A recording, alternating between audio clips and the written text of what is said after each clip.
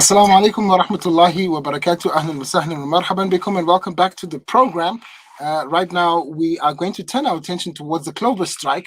It's entered its fifth month, and so far, the workers on the one side aren't budging, and the company on the other side is not budging either. But there's more to the story that meets the eye. And joining me now is Naazim Adam. He's the board member of the Palestine Solidarity Alliance, and they are the ones that are behind our Palestine Ramadan radio program every day on the show. And he joins me now. Assalamu alaikum wa rahmatullahi wa barakatuh, Nazim. Walaikum salam wa rahmatullahi wa barakatuh. Always good to be with you, Molana, and with the listeners of Salam Media. And just upfront to a big call out of appreciation to Salam Media for again partnering with the PSA for the weekday Ramadan program, which brings Palestinian voices to your listenership. It's great part of our advocacy as the PSA, and really enlightens us around what ordinary Palestinians are experiencing in different sectors and in different communities within Palestine. So shukran for that to Salam Media, a great radio partner. I mean, Jazakallah khair. Every day we've been speaking to very interesting, a guest. Yesterday we spoke to a lady who's an English teacher, and she was talking to us about what's it like living under the embargo or living under the siege in the occupied territories of Gaza. And the day before we had, every single day we have very interesting discussions. Jazakallah khair for facilitating that for our listeners. I'm sure we are giving them a wealth of information and also knowledge. And now, in terms of the work that the Palestine Solidarity Alliance does, what else do you do in terms of showing your solidarity with Palestine?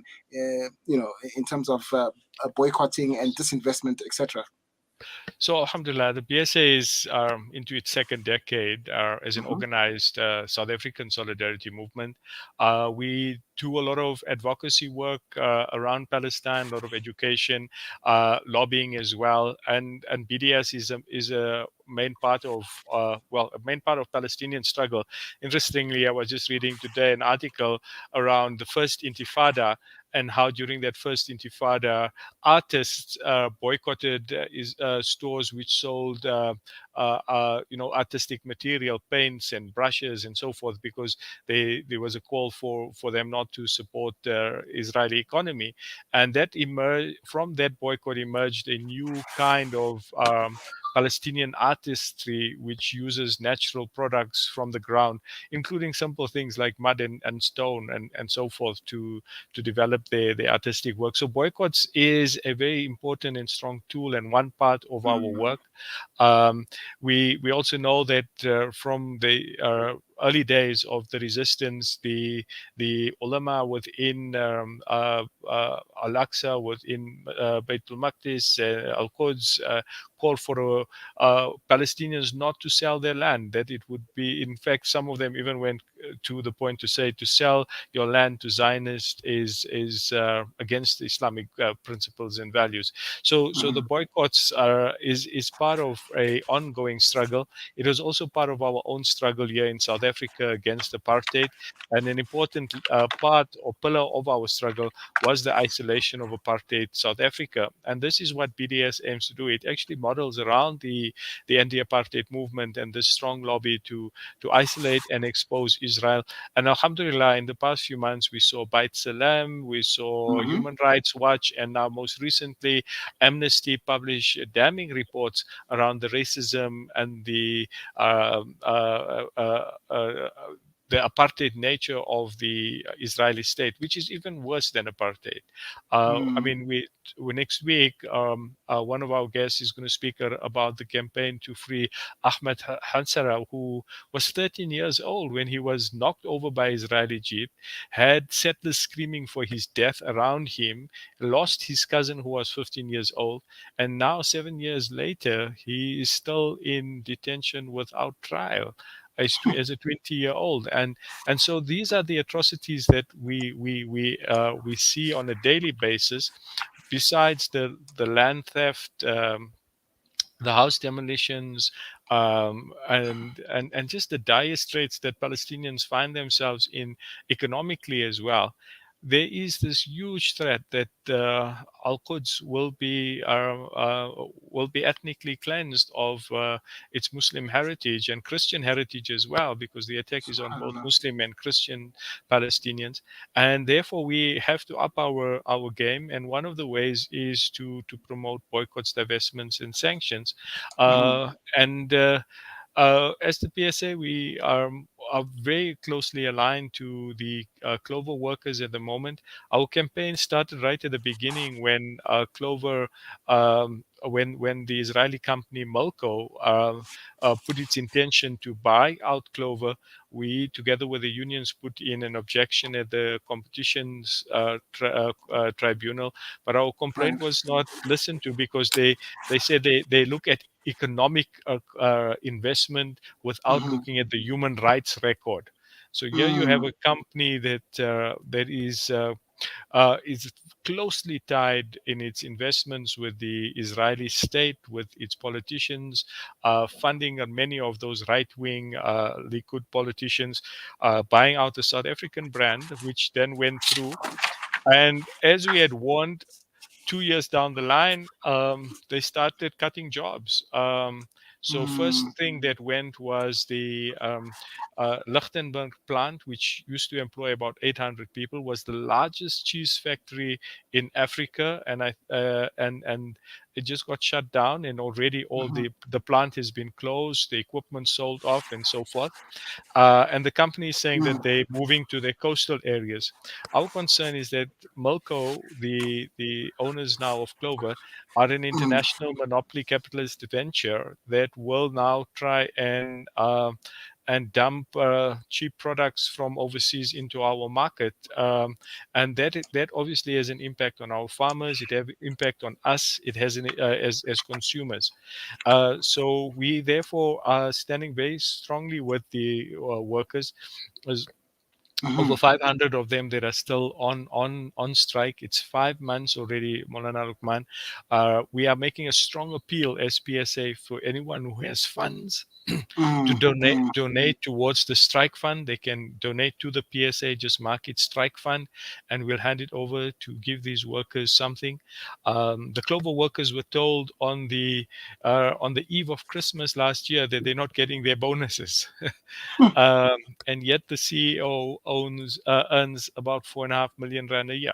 So these kind of inequalities within our economic sector in South Africa is what hurts tremendously. And Mm. we know that the workers. So we and to be honest, we're saying to the workers, if your bread and butter issues are more important, we can step back on the issues of Palestine and the boycott. And the workers are saying, no, we are workers and Palestinians are workers. We will Mm. stand united. Milko must be expelled from this country.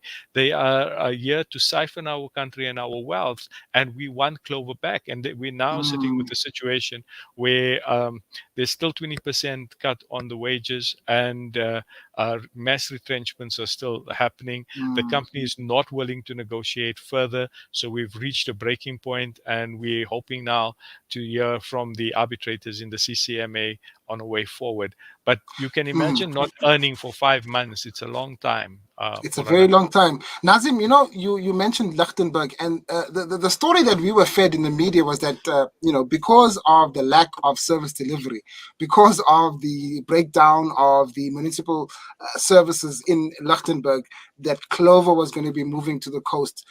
Obviously, from what you've explained to us now, that is not correct. The correct version. It's actually about a multinational company that's come in here, bought over Clover, and is now cutting costs and basically retrenching workers.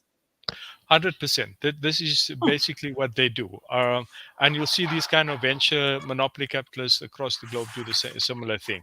Um, even the I mean, you can there is an issue with service delivery in our country, but most factories that want to find a way and a solution to get around it. And we know that government does support major industry like this, if needs be. So it's not about closing and shutting down and leaving. I mean, it's about fixing our country and fixing the service delivery issues that we do have. So if you are genuinely committed to South Africa and its economy and its people, you're not going to close up the largest cheese factory in Africa. unless you've got cheese coming in from somewhere else. Wow. So we're talking, Nazim, about this Israeli company Milko that has basically taken over Clover, and you say the workers actually do understand that the reason why they're actually striking is because they don't want this company to basically take over their Clover completely, and From the very beginning, they are doing so in solidarity with Palestinians. 100%, from the leadership That is to remarkable. shop stewards. They are fully supportive of the boycott, divestment, sanctions campaign. They're fully supportive of the Palestinian Solidarity movement. If you look at all of their protests, this is one of their demands. It remains steadfast on their list of demands that Milko divest from the South African brand, and that we as South Africans can reclaim Clover as our own brand. But until then, Molana, we are saying that anyone that is partaking in who is supporting Clover, if your store is keeping Clover products, if you are buying Clover, you are contributing to the suffering of the workers in this country, but also to the ethnic cleansing of Palestine, of its indigenous people, its Muslims and its Christians, because this is all integrated, and we all have to take a stand. It starts with us in our homes, and we saw this in the 80s and in the 70s and even the 60s with the boycotts that were conducted in our country. We know that the farm workers in this country, the farmers used to take people arrested for past laws, and then they used to force them into forced labor in the potato farms. And that potato boycott was driven largely by shop owners who refused to buy potatoes. So you were no more eating fish and chips, you were just eating fish. But it forced the government to stop using the arrested past offenders as free labor on the potato farms. Now, this is happening right through. Milko is part of CBC, which is the central bottling company in Israel, which is closely tied with the Palestinian, with the Israeli Likud party and Netanyahu in particular. But worse than this, they have their farms and their factories on occupied Palestinian stolen territory. They are operating in the occupied territories on what is illegal according to international law. Nazim, Jazakallah khair. I think a lot of our listeners have thought that there's only one way to look at the Clover strike, and this other information that you brought to the table has really opened up people's minds. And I think when you talk about when you're calling for the boycott of Clover, people now will understand why. Nazim, I'd like to thank you so much for your time. May Allah reward you, and keep up the good work, inshallah. Thanks, Molana, and remember to all the listeners, not in your fridge, not in your cupboard, no Clover ghee, no Clover milk, until we have won a victory against the Zionists and the capitalists that are exploiting workers here and in Palestine.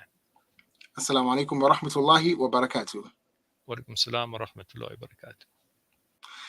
Thank you so much. That was Naazim. Brother Naazim is with the Palestine Solidarity Alliance. Brother Naazim Adam, of course, is a board member, talking to us there about the importance of keeping up the boycott of Clover. And he explains why. And this is one reason why. The main reason is that this company, he talks about Milko, and he also talks about the central bottling company in Israel, which has very close links to the Knesset and at least people in the Israeli government. So these are the people that are actually in charge or responsible for the persecution of Muslims in Palestine, and not just Muslims, Christian people too. And over and above that, this company is here in South Africa, and the workers are blaming that company for, basically eroding the quality of their working conditions, and are now responsible. The company is responsible for eroding the conditions of workers on the ground. So they are having a two-pronged battle, one against the company from Israel, and the second one is they're fighting for their labor rights in South Africa. And of course, Naazim Adam giving us the important reasons behind the boycott that they are advocating, bringing our time to 21 minutes to 6. When we come back, inshallah, we return with Ramadan Nasiha. Stay tuned.